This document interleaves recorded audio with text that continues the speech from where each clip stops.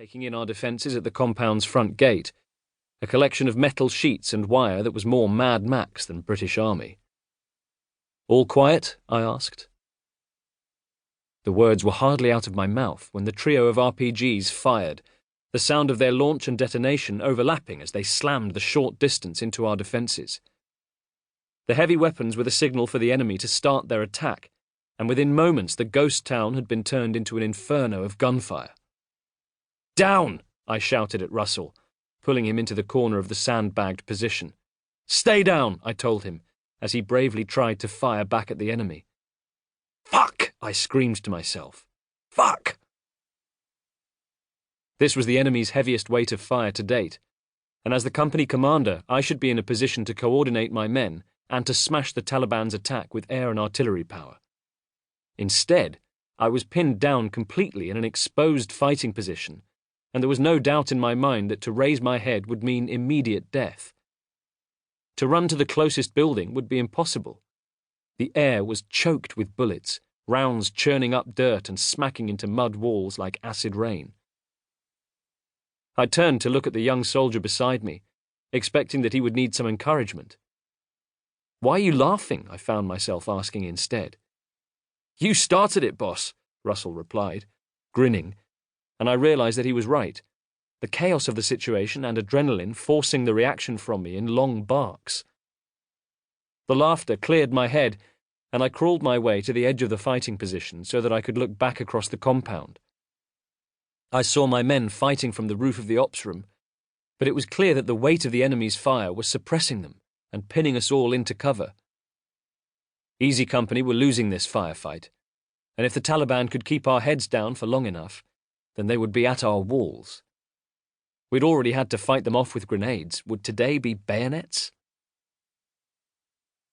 Every battle has a tipping point, and for the first time I felt with dread that the decisive advantage was about to be given to the enemy.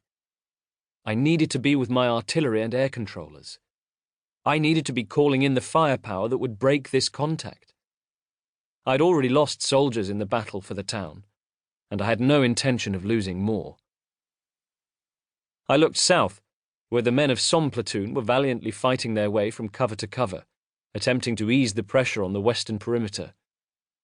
My stomach was in my throat as I watched them run, expecting that at any moment I would see one of my soldiers fall. The trail of RPGs left dirty streaks across the sky above them, one exploding in mid-air, and I felt my heart pound in relief as I saw that the airburst had caused no casualties. We could not be so lucky forever, I knew. I looked back across to the northwest corner of the compound, where the fire was thick, heavy, and deadly. To move was to die, but to stay in cover was to fail my men. "Keep your head down," I told Russell, feeling as if I had a gun held against mine. And then I ran. Chapter 1. For me, the siege of Musa did not begin in the dust and heat of Helmand province. It began in the snow and chill of the South Atlantic. It began with crowded ships leaving Portsmouth to cheering crowds. It began when I heard names like Mount Longdon, Wireless Ridge, and Goose Green. It began when I saw grimy, hard-looking men on the BBC News. Men in maroon berets. Paras. I was an 11-year-old schoolboy in Surrey when the Falklands campaign was fought, but looking back, I can see without doubt that it was the stories and images of those men that led to me commanding my own soldiers in war more than 20 years later. In Afghanistan, it would be I whose grimy face was on the news. It would be I who wore the maroon beret of the parachute regiment. It would be I who had the honour of commanding British soldiers who would not give an inch in the face of a furious enemy.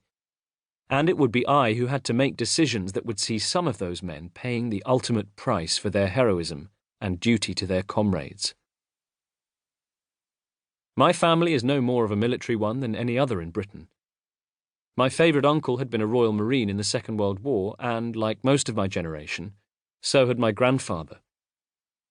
As an infantry soldier, he had fought the Germans in Europe. Badly injured, he had been taken prisoner during the Battle of the Bulge,